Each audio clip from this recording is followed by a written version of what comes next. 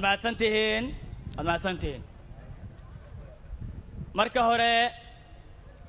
aad baan ugu faraxsanahay inaad hortayda fadhisaan oo aad wadaniyiin tihiin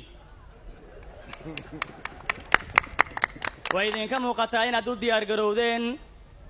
inaad dadkiina samata bixisaan waxaan idin sheegayaa inaan ka gudubnay in waxna loo yeeriyo inaan ka gudubnay inaan dhibaatada aan dhammaanaynin ku sii jirno inaan ka gudubnay inaan aaminno inaan anagu dalka lahayn balse aan aaminsannahay in dalka uu yahay keenni waxaan idin sheegayaa dadka Soomaaliyeed dhibaato way ka soo daaleen 29 sano ee la soo dhaafay yaanan laga hor istaagin mustaqbalka farmaajaysan iyo horumarka khayraysan